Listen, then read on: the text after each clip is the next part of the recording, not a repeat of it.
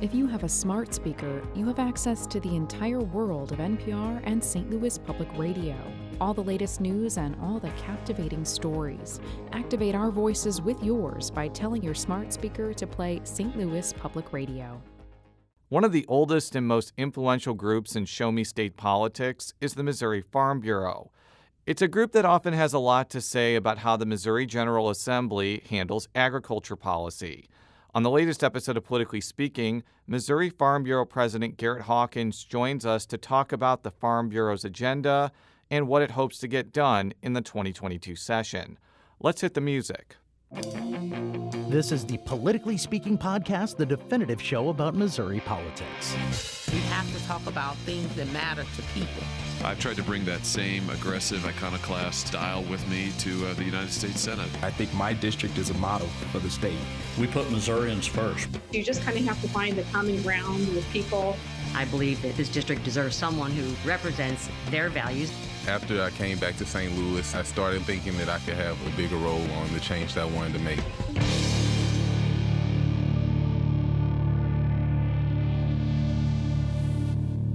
And welcome to Politically Speaking. I'm your host, St. Louis Public Radio political correspondent Jason Rosenbaum. Joining us in Jefferson City, she is St. Louis Public Radio State House reporter Sarah Kellogg.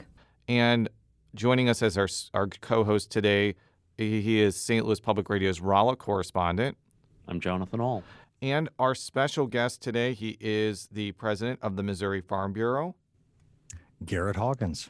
Thank you so much for joining us today. You're actually the second Missouri Farm Bureau president to be on our show. Your predecessor was on the show to talk about Amendment 3 in 2020. But this is going to be more about the Missouri Farm Bureau, what it does, what its agenda is.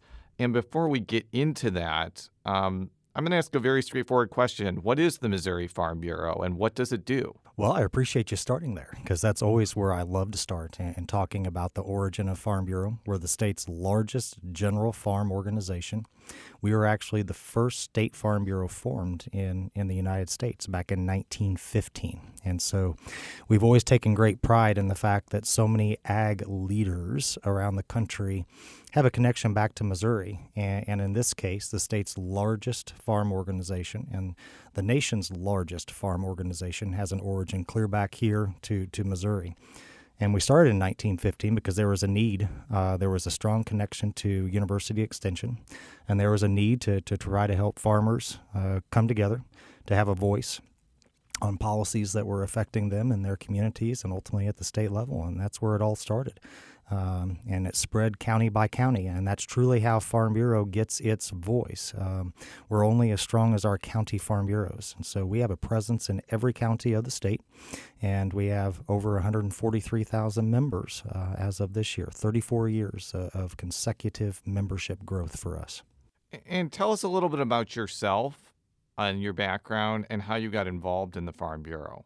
You bet. So my wife, Jennifer, and I and our three children, we farm at Appleton City. So we are basically on the far west side of St. Clair County, right on the St. Clair and Bates County line.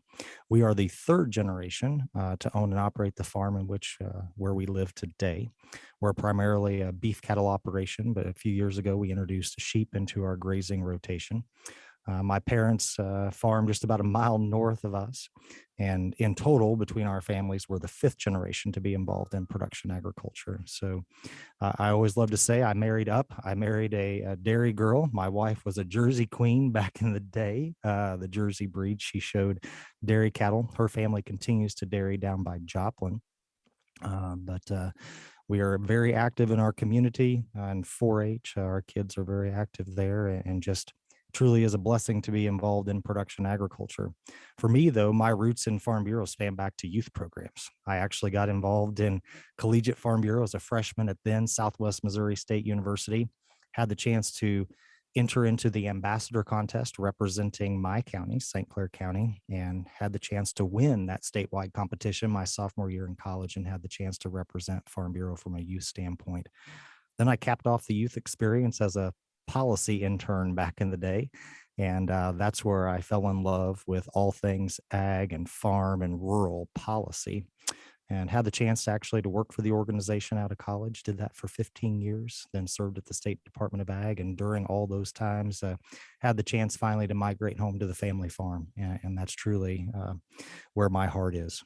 So kind of what are some of the core principles that the Missouri Farm Bureau believes in? How does that translate into public policy? Well, you bet. So Farm Bureau is a nonpartisan organization focused on issues that affect our member families. And truly, the issues that we get involved in don't just affect our members, but affect all Missourians. And so, I like to remind folks that as a grassroots organization, our policies come from the grassroots up. And we actually at the state level just finished our policy development process.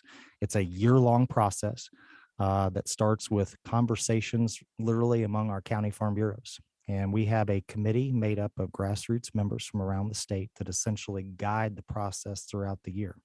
We call this committee the State Resolutions Committee. They meet in June. We have an open hearing and invite state officials, federal officials, other organizations to talk about what issues they see that are hot or emerging that should be on our radar screens. That results in a questionnaire that goes out to all member families through our Show Me Missouri Farm Bureau magazine. County farm bureaus then gather at their annual meetings and discuss issues. County boards also discuss issues. They then make recommendations to the State Resolutions Committee. The Resolutions Committee meets in the fall. They go through the entire policy book, literally that spans agritourism all the way to zoning issues and everything in between. They mark up the policy book, and then at our annual meeting in December, voting delegates from across the state literally offer amendments, debate, discuss, and ultimately vote on the issues that are in our policy book that guide us in terms of the positions that we take here in Jefferson City and ultimately in Washington, D.C. It is an awesome process to see each year play out, and it truly reflects, I think, the needs and issues on the minds of rural Missourians. So how does the Missouri Farm Bureau get involved, if anything, in political campaigns? I know it was instrumental in repealing what was widely known as the Clean Missouri redistricting system. Sure. So issues like Amendment 3, we actually have an arm within Farm Bureau, again, grassroots structured, where we have a federal political action committee as well as a state political action committee. But underneath those, we actually have at the regional level committees that are formed by our grassroots members. They're the ones that make the decisions if we're going to be involved in state Senate races or federal congressional races.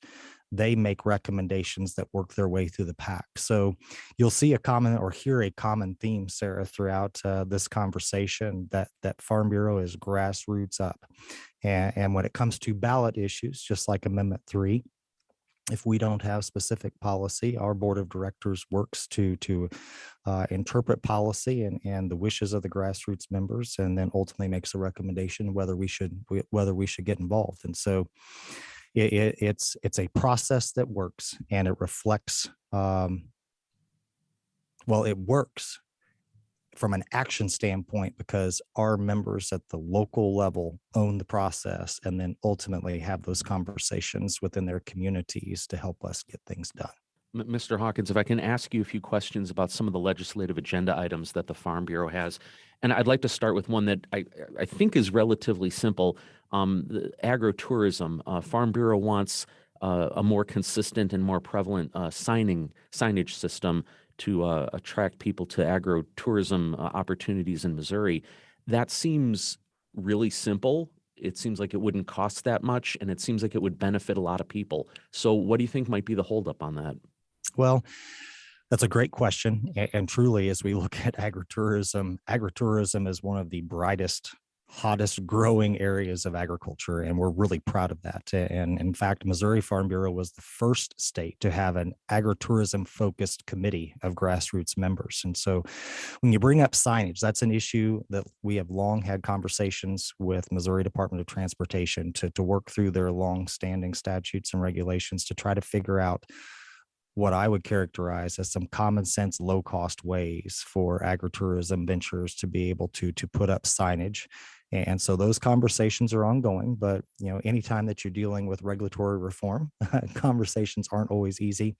Fortunately, Lieutenant Governor Kehoe has long been a supporter of agritourism, and he has been involved, and we expect him to continue to be. But I get so excited about agritourism, and I love visiting some of our operations around the state. And last summer, when we had our agritourism conference in Rolla, actually, that was one of the key presentations, was to talk about progress that we're making as these conversations continue to evolve on signage and how we can put in place some common sense measures to allow our people to advertise their really exciting business ventures. Does that require legislation, or is that something that can be handled in department? Well, we've been trying to focus in department, honestly, to try to get the progress without pursuing legislation. I mean, clearly, there have been some legislative measures that have been adopted, through the years, focused on agritourism. I think there was one on liability, and we offer liability signs that agritourism ventures can offer. But certainly, when it comes to this issue, we've been trying to work through the department to make the progress that's needed. I'd like to ask about initiative petition reform, and the Farm Bureau is interested in changes to the way petitions get to the ballot by requiring a geographic diversity of where the signatures come from.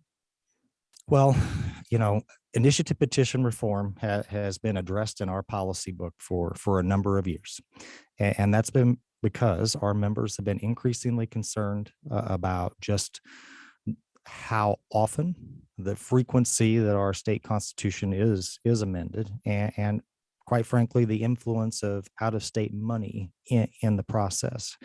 And so that's why we have been engaged in the state capitol as to measures to perhaps, I'm trying to think of the right word here, continue to improve the integrity, I guess, of the process. And so clearly, we're proud that the initiative petition process has a place, and certainly Farm Bureau has supported that. But we also support measures that would make it, that would raise the threshold, I guess you would say, for amending the Constitution.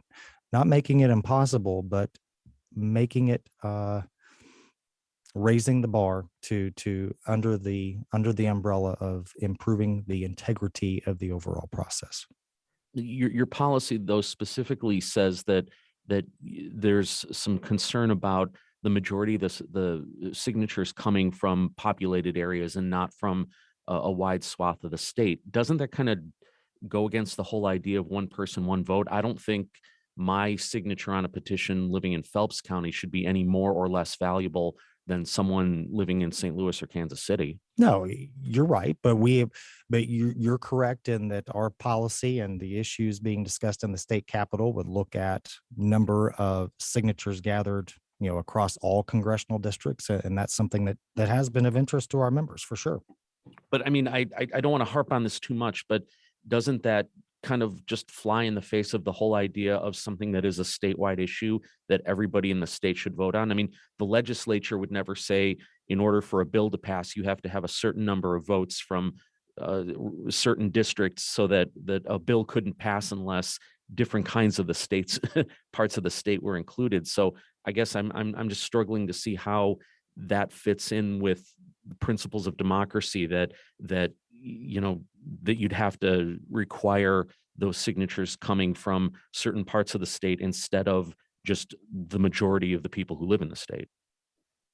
Well, I wouldn't just say certain parts of the state. We're talking about all of the state in essence when we talk about congressional districts. And I guess back to your point, if it's a measure of statewide significance that all Missourians are going to be voted on, our members would argue that the more people that are engaged in the process and understanding and what's happening with the signature gathering process, that makes a more informed voter ultimately if that issue makes the ballot. So it's more involvement from the beginning is how our members would see it.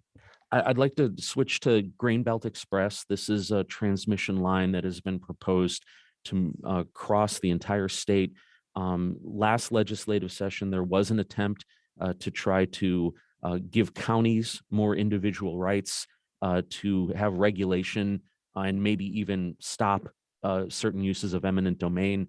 because of the impact on farmers. Can you talk a little bit about Farm Bureau's position on that? You bet. This has been a priority for our organization for a number of years, along with Missouri Cattlemen's Association and individual landowners that are along the proposed route. You can really boil this down to this project is different in the sense that it is a merchant transmission line.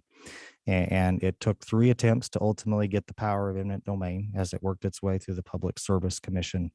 And ultimately, as our members had conversations with legislators, there's always been a conversation around what do we need to do in Missouri to add more teeth to our eminent domain statutes to make sure that essentially private entities don't have the power of eminent domain. You're talking about an awesome power when you're talking about the opportunity to condemn private property, and in this case, use it for private gain. And so what we've always asked for is for this discussion in the legislature and ultimately improvements and in the eminent domain statute. And ultimately now, when we see the Green New Deal being pieced apart, essentially, whether it's through executive action or now we're seeing an attempt to pull more power to FERC and away from state authorities, our concern only increases about what this looks like down the road. And so private property routes are paramount. You all ask about issues that are foundation or fundamental to Farm Bureau. Private property rights is one of those core issues that we have long worked on. And so, it's one thing for, in this case, Grain Belt to work with individual landowners and reach an agreement. But when you cross that threshold of being granted the power of eminent domain and having the power to condemn someone's property, in this case, that is of real concern because of the nature of this project. I have heard from some landowners that they feel that they're being bullied by the parent company, by a company that Grain Belt Express has hired to try to get people to sell so that eminent domain doesn't get to that they've been feeling bullied, harassed, and pressured to sell. Have you heard any complaints like that? I mean, we have heard from landowner members who have received the condemnation letters. And again, they're disheartened. They've been at this, having these conversations for 6-7 years now of trying to protect their property. And so ultimately, when they reach the point of receiving that condemnation letter in the mail, it truly is that sinking feeling and realization that what is it going to take to try to help. So yes, we have heard from several landowners, and that's why we're going to continue to have the conversation of eminent domain reform in the state capitol. That's why it's a priority issue for us yet again this year. And but ultimately, part of what you would want is legislation that would retain individual counties' rights to rule on these cases and to have more control over what happens at the county level. Well, that certainly has been one of the options. From a grander standpoint, I think it behooves all of us as we look at the future of energy production and transmission in the country that, back in the day, and you all may remember this, Jason, you may, back with Kelo New London, if you remember that Supreme Court decision, that led to Missouri taking action. It was, 2005, 2006. It was 2006. I was actually I was one of Phil Brooks's minions covering that issue, believe it or not. I knew you would remember. Missouri Farm Bureau was right in the middle of that. And at the time, what Missouri enacted, our Council at American Farm Bureau held up Missouri as having the gold standard for eminent domain protections for landowners. But the conversation has evolved now as energy production and transmission, as these conversations unfold. And so it behooves us, yes, we have the Grain Belt Express issue right in front of us that needs to be addressed, but we've got a broader issue here now, I think, that is an opportunity for us to discuss as well. Just one final thing on that, and can you maybe explain a little bit why the Farm Bureau thinks that when it comes to this issue, eminent domain and land use, that the county should be able to retain control, but when it comes to large livestock operations, counties shouldn't have the control, and that needs to be deferred to the state level? Because it seems those two positions are in conflict with each other in terms of where the control over land and how it's used happens. Well, so when you talk about the siting of livestock operations, the mechanism by which some counties through the years have tried to regulate livestock has been under the guise of a health ordinance through the county health board, not through your county commission. And so what we have said over and over again, that these decisions should be science-based, and we have a regulatory framework at the state level with the Department of Natural Resources that allows for regulators to look at each proposed livestock operation, especially those that have to be permitted, right? And so there is a robust mechanism in place. That's what's different. In the case of siting of transmission lines, the Public Service Commission will look at a number of issues, but you can't compare the two processes and say they're apples to apples. It's apples to oranges in our members' minds. Zooming out a little, what are some of the key goals and policy planks that the Missouri Farm Bureau is working on? So if you don't mind, I'm going to categorize into two buckets, state and federal, because there's some important issues in Washington, D.C. that we're following as well. So at the state level, we've covered eminent domain. There are some holdover issues, I think, from last session, some unfinished business that are ag focused, rural focused. One of those being renewal of tax credits that are housed within the Department of Agriculture, more specifically within the Missouri Ag and Small Business Development Authority. Those tax credits have a proven track record in terms of their return on investment. And so that's one of the key issues that didn't get done. That's a priority issue for us early in the session to see if the legislature can get those renewed. So that's a big one. We've already covered initiative petition reform. So those are some of the things on our radar. But the big one that truly there's so much excitement around is the opportunity to make some key investments, particularly in broadband. We are anxious to see Governor Parsons' details of his plan. But when you talk about an infusion of $400 million into broadband deployment, it is exciting in terms of moving the needle in connecting the state. We come at it from the standpoint that as Farm Bureau, we're not tied to any providers per se. We represent the end user, our farmers at the farm gate who are the last to be served. But we also take a holistic standpoint that for our farmers to be connected, ultimately the communities have to be connected first. And we need strong broadband in our communities that ultimately can be deployed to the farm gate and ultimately across our farms as we incorporate precision agriculture technologies. And so, you'll hear me say time and time again as I travel around the state and interact with policymakers that the connection between our farm and ranch families and rural communities truly is inseparable. Our farm and ranch families, for us to bring home the next generation, we have to have thriving communities in which there's a strong small business presence, where we have quality education and we have access to healthcare. I'm fortunate. I serve on our local hospital board, the hospital that my great uncle and aunt founded in 1935. We are the second smallest critical access hospital in the state, 12 beds. Telemedicine is our number one opportunity as we look at deploying an expanded array of services. And you know what our number one impediment to doing that is? Broadband. We have access to internet in Appleton. So our bandwidth isn't strong enough. We have the technology in-house today to do telemedicine, but we can't do it at the quality that will meet the needs of the provider and, more importantly, the patient.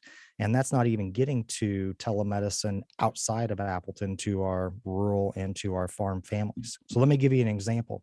I had our administrator run a speed test here recently.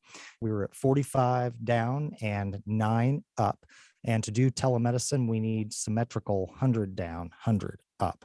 And for our patients in the hospital, if they want to use their phone or computer, we were at speeds of 2 down and 0.65 up, which essentially means you have no service from your hospital bed. If I could ask just on broadband, and I everyone agrees that this is a huge issue. In Phelps County, talking to the Phelps County commissioners, they are frustrated because of the process that they have to go through to find someone who will provide service and that is approved to provide service. Is there, in your in your advocacy on this issue, do you find that there are regulatory issues that are making it more difficult for counties to connect with providers who are willing to provide those speeds that you're talking about? That's a great question. And that's why, frankly, Jonathan, that's why in some areas, why we've seen electric co-ops get into the business of providing that service where other traditional providers haven't been. But I know these conversations aren't always easy. It's not just, you really captured well that the conversation is not just easy that, hey, the money's there, so automatically they're going to be providers that are knocking on our door wanting to provide service. County commissioners have to get aggressive in working through whether it's regional planning commissions or the Office of Broadband here that was established a few years ago, and trying to rattle the chains to figure out who is out there. I've even had some interesting conversations with providers who, again, they may deploy wireless technology. It may not be fiber to home, but at this point, we're trying to figure out any and all options to get people connected. And getting people to the table to recognize the opportunity in rural areas is part of the challenge. Now, in terms of regulatory impediments, I don't know. But I can tell you, we're always looking on the regulatory side of how we can improve mapping, how we can improve data collection so that people can make more informed decisions. So, you kind of talked about the opportunity of money coming in. And so, Missouri legislators are about to begin the task of allocating billions of dollars for the American Rescue Plan Act. Is the Farm Bureau looking at some of this money? What are some of the plans to ask for it? What would qualify for said funding? That's a great question. Actually, we ask representatives of the Department of Natural Resources, Missouri Department of Transportation, and Department of Economic Development to join us at our annual meeting a few weeks ago. And we did an afternoon panel discussion so that they could share with our members the opportunities that they see coming down the pike. And you're exactly right, Sarah, that we've got a legislative process to go through ultimately before those dollars are truly flowing out. But we wanted our members to understand what opportunities their county commissions, their local mayors within the communities in their counties, what opportunities that they're going to be presented with, and make sure that our members are aware of that and allow them or encourage them where the opportunity arises, where they can plug in and advocate for the needs, whether it's roads, bridges, wastewater, drinking water, broadband. In many cases, this is a once in a generation opportunity. And ultimately, these local conversations are going to be critical. The local folks know best what they need in terms of priorities. And so that's been our focus. We will be monitoring these discussions closely.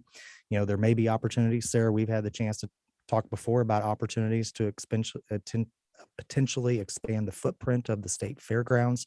I think there are some one-time opportunities as we look at these funds to make some sound investments that benefit for generations to come.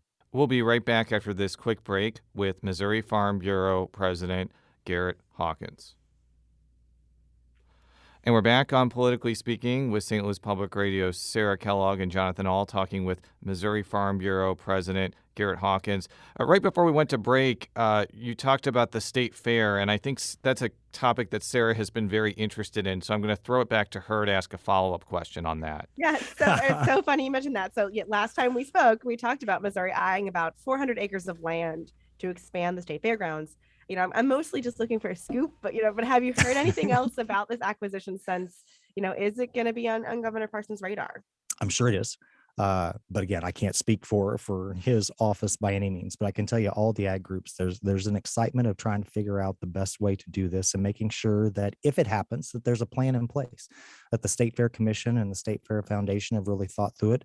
The conversations now involve State Fair Community College in terms of what they may want to use to grow some of their education opportunities for hands-on education opportunities. And so we really see this as probably a one-time opportunity. The opportunity to acquire acreage like this isn't going to happen probably again. And so it only makes sense that we have some focused conversations about what the future of the fairgrounds could look like. And I can attest that I know that camping is always like the number one issue. Having been at the Department of Ag, the calls that come in about the interest in camping and never having enough camping spots, there's a lot of opportunity as we think about the future of how we serve Missourians. Obviously, the state fairgrounds does more than just house the 11-day fair. There are events there 365 days a year. So it's exciting to think about what access to these acres could ultimately mean in the future in the form of economic contribution to the state. Do you think Missouri, looking at kind of this billions in federal funding, the surplus kind of makes this purchase look more appealing? Oh, I'm sure it does. It most definitely does when you have this opportunity. And, I look at it like this, whether you agree with the magnitude of the funds that are flowing to Missouri and other states or not, the funds are coming, and it truly is a once in a generation opportunity. And ultimately, our kids and grandkids are paying for this, right? And so it behooves us to think about investments that make sense as we think about the future. And this is one of those that does excite me as we think about future generations and opportunities there from an economic standpoint for the state. So I saw that your organization put out a statement about the proposed Rock Island Trail as a state park. That was announced, I think, 2 or 3 weeks ago. It's been a big priority for trail enthusiasts throughout the state for a long time. But it seems like your organization has some real misgivings about this entire idea. Could you elaborate on what your organization's position on this is? You bet. And the Rock Island Trail proposal, really from the Farm Bureau standpoint, boils down to the concerns that have been expressed by our landowner members, and that's the issue of property rights. And ultimately, it's about easements that were granted long ago for a railroad, which has now been idle for many years, and that trail has grown up. And as conversations unfolded about potentially converting it to a trail, all landowners have asked is that their property rights be considered. And that's truly what has boiled down to Farm Bureau and why we've had longstanding policy opposed to that. And so, we will be encouraging members to attend the public meetings that DNR will be hosting, I think, in 3 different communities along the route. I know DNR has signaled that they continue to be open to helping landowners with fencing and materials that are needed as they look at securing their property and addressing concerns that they have about liability ultimately in the future. But this issue hasn't gone away, and it truly boils down to property rights and use of an easement that was originally granted for a railroad and now is being converted to a trail. So I also want to zoom out a little bit and talk about kind of the political dynamics that have changed maybe how Missouri Farm Bureau has acted. So you alluded to my ancient status in Missouri political journalism. I've been around this will be year 16 for me. And hey, I'm not saying you're ancient. I know. You're wise. It's very rare for a 37-year-old to be considered an old timer, but I'll take it. So, but one of the clear changes I've seen in Missouri politics is the complete disappearance of rural Democrats from the legislature. When I started, there were people like Representatives Tom Shively and Paul Quinn and Senators Barnett and Schumeyer, who had very different views about agriculture than, maybe the Missouri Farm Bureau has. How does this affect agriculture policy, especially when the Democrats on agricultural committees are all from urban or suburban areas now? Well, you raise a fascinating issue, and it's kind of a trip down memory lane, honestly, Jason, for me too, because I remember those leaders in the legislature and some of the key issues that were discussed at the time. What we've seen in Missouri really isn't any different than what we've seen truly across the country. We still say that U.S. House Agriculture Committee is bipartisan, but in recent years, we've seen more partisanship in terms of how issues are handled. And so, the issues that are on our members' minds, we haven't shied away from those. And our members, regardless of who's in office, we have these conversations, difficult or not. And so, I don't know what the answer is, Jason, but truly you've tapped into, what you've seen is an evolution in terms of outstate Missouri, the issues that are on people's minds, and ultimately those who are elected. So we're about to enter year 3. If we're in year 3 of the COVID-19 pandemic, how is the pandemic still impacting agriculture in Missouri? Well, it just continues to add a level of uncertainty, and truly uncertainty We continue to see a lot within the livestock sector, and more specific to processing. We still have supply chain issues in the form of processing plants not operating at full capacity because they have labor issues. Either they can't find labor, or perhaps COVID-19 may be pulling some folks out of the workforce. But it's not just a COVID-19 issue. We truly have had a labor issue. And so that's been the biggest issue that I've heard most about from members is, you've seen the Biden administration recently.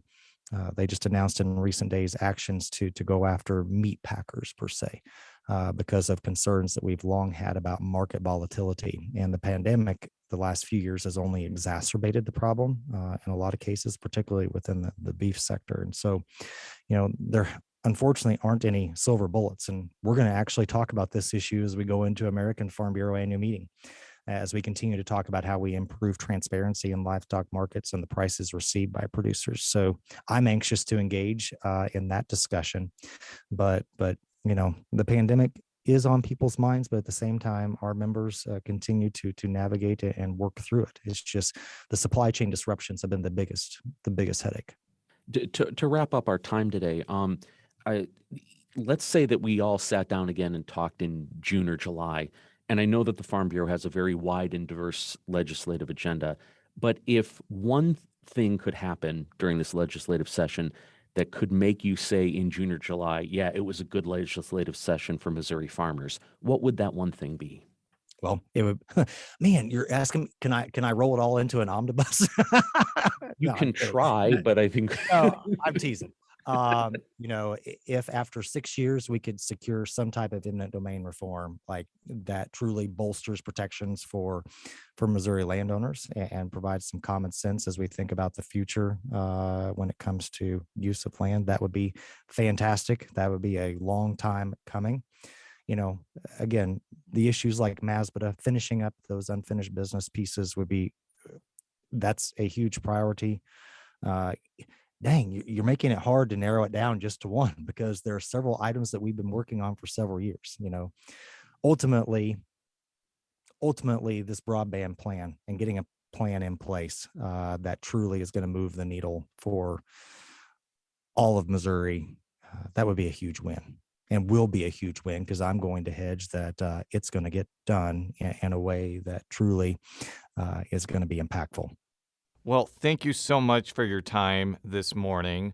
And for all of our stories, stlpr.org. Politically Speaking is a product of St. Louis Public Radio, which is a part of the University of Missouri St. Louis. You can follow me on Twitter at @Rosenbaum. Jonathan, how can people follow you on Twitter? I am at Jonathan Ahl. Sarah, how can people follow you on Twitter? I'm Sarah K. Kellogg, and that's Kellogg with 2 G's. And I don't know if you personally are on Twitter, but I do believe the Missouri Farm Bureau does have a robust social media and web presence. How can people find out more about the Missouri Farm Bureau? Well, you can start by going to the one-stop shop, mofb.org. You can find all of the handles for our social media presence. You can also find out about our other priority issues, particularly at the federal level: climate, waters of the U.S., a lot of issues that are on Missourians' minds as well. So I would encourage your listeners, take a peek and follow us on social media. Appreciate the time, guys. Thank you. Thanks, Sarah. Thank you. And we appreciate your time as well.